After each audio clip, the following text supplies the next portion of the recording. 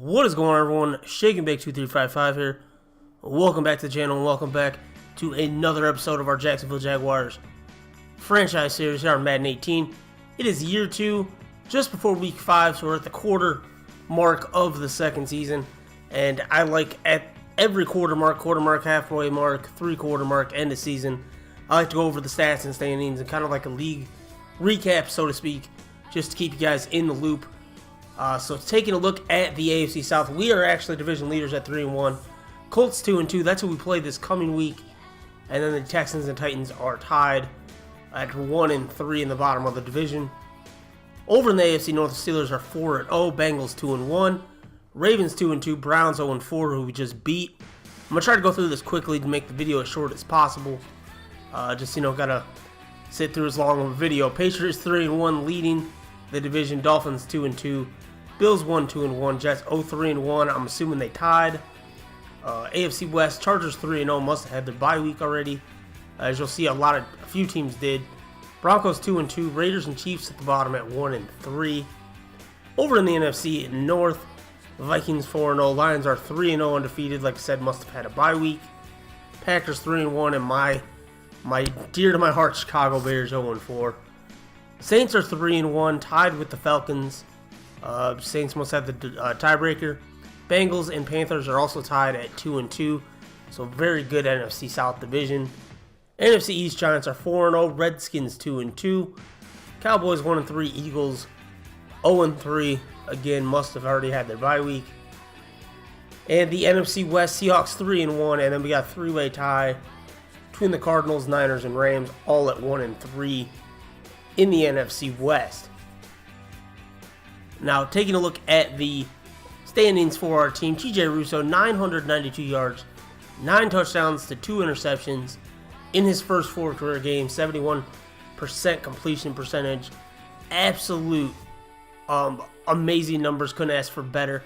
Leonard Fournette, 400 yards, 4 touchdowns on 67 carries, averaging 100 yards a game. He's going to miss the next month with an injury. There's more on that. I'll get more into the injury thing at the end of the video. But Yeldon did pretty good in his replacement. As his replacement in that last game against the Browns. If you guys remember in the last video. Luke Wilson leading the way with 27 receptions, 279 yards, 6 touchdowns. 5 of those he got in the last 2 games. Robinson leading the way with 380 yards, but only has 1 touchdown on the season. Lee 187 in a score. Got that first touchdown last week against the Browns. Westbrook got his only touchdown in that game. But he has 170 yards already on the year. Much better year for him, as he is our slot receiver now, so I guess he is on the field for more snaps than he was last year. Linder giving up 4, Robinson and Fain with 3. Not too bad, but we do got to do a better job the rest of the year keeping Russo off his behind if we can. Telvin Smith leads the way at 26. He's injured right now as well, so we'll talk about that later. Plus Lesney 18, a couple guys with 16, 15. Just a good grouping of tackling. We're on the field a lot defensively, up and aside from this last game against the Browns, so they're making a lot of tackles. Telvin Smith and Paul Lesney, 7 tackles for loss, lead the team. Actually, I'm pretty sure it leads the NFL as well. We'll get to that in a second, but Calais Campbell, 6.5 sacks there, leads the team. Next best is Miles Jacks with 2, 4.5 behind. Plus Lesney and Ngagwe. Colvin with 1, Jones with a half a sack. So only about 11 sacks so far. And then we have 3 interceptions, 1 from Colvin, Boye, and rookie Gilbert Neal. Now on to the NFL stats. Eli Madden leads the NFL in passing with 1,300 yards. Smith, Roethlisberger, Rodgers, and Flacco in the top 5. Touchdown passes, Alex Smith leads the way with 11. Roethlisberger and Stafford with 10. And then Mariota, Breeze, Ryan, TJ Russo, Matt Ryan, Andrew Luck, and Teddy Bridgewater, Taylor, Manning, all tied for 3rd with 9. Interceptions thrown, Mitchell Trubisky leads the way with 10. And then Turner Rawback, a guy we were going to draft. Glad we got Russo over him. He has 9. That also would explain why the Bears are probably 0-4. 10 interceptions through 4 games. for Trubisky. Le'Veon Bell leads the NFL 492 yards through 4 games. Leonard Fournette was in the top 5. He's probably going to drop out with his injury. Bell leads the NFL with 6 rushing touchdowns already. C.J. Anderson with 5. Fournette tied for 3rd with 4. Again, he's probably going to drop a little bit. On to the receiving categories. Gronkowski leads the NFL 32 receptions. Luke Wilson is 3rd with 27. And then Robinson is tied for 6th with 24. Receiving yards, Michael Thomas, 496 yards already for him. OBJ, 416. Jermaine Kearse, 411 for the Jets. Robinson is 5th with 380, followed by Gronkowski, 371. Michael Thomas, Antonio Brown, and Luke Wilson lead the NFL with 6 touchdown receptions, and a bunch of guys are tied with 4, as he's the only receiver on our team with more than 1 receiving touchdown at this point, so he'd be the only one high up on the list.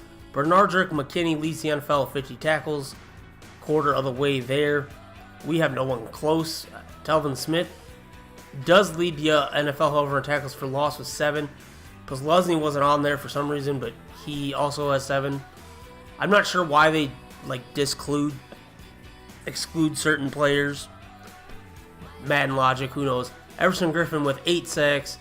Kerrigan is tied with Calais Campbell for 2nd with 6.5. Kyle Emanuel, Myles Garrett right behind him with 6. Cameron Jordan with 5. A whole bunch of players with 3 interceptions.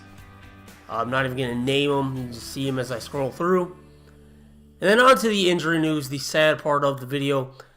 Both these guys got injured and left the Browns game, did not return. And both of them are pretty significant injuries, unfortunately. Telvin Smith, a shoulder tear, going to be out for the next 4 weeks. He left in the second half, I believe. And Leonard Fournette got hurt right away in the first quarter. Dislocates his elbow. I think I said in the video it was his hip. I don't know why I thought it was his hip. It was actually his elbow that he dislocated. He's expected to miss the next 3 weeks, unfortunately. I'm pretty sure we have a bye week in there, so they should only miss 2 and 3 weeks, respectively, instead of the 3 and 4. But I'm not sure. I'll check on that and let you guys know. So, depth chart moves we made. TJ Yeldon obviously going to be the starter. He played really well against the Browns. Chris Ivory, he's going to get carries, obviously. And then Raymond Golden, I'd like to get him some more carries. Undrafted rookie, Texas A&M. But we'll see how that shakes out. He will get some touches. And then Telvin Smith's replacement, 2nd round pick Lindsey Henderson. I'm going to give him a start over Blair Brown just because I want to give him some playing time. Just kind of see what he has. Obviously, if he plays horribly, Brown will get the spot back. And Brown's still going to get, snaps in the nickel, and he'll play. And then in other injury news, more of a positive injury news, Jake Rudock has returned from his hip. He injured that the first week of preseason. So he is back. He is back to the normal backup role. Ryan Smallwood back to the 3 hole on the depth chart. And then a corresponding move to bring Rudock back was we did cut David Fales, unfortunately, for him. With that said, guys, that's going to do it for today's video. Be sure to come on back next time as we take on the 2-2 Colts at home at Everbank Field. As always, guys, thanks for watching. Thanks for the support. Till next time, peace.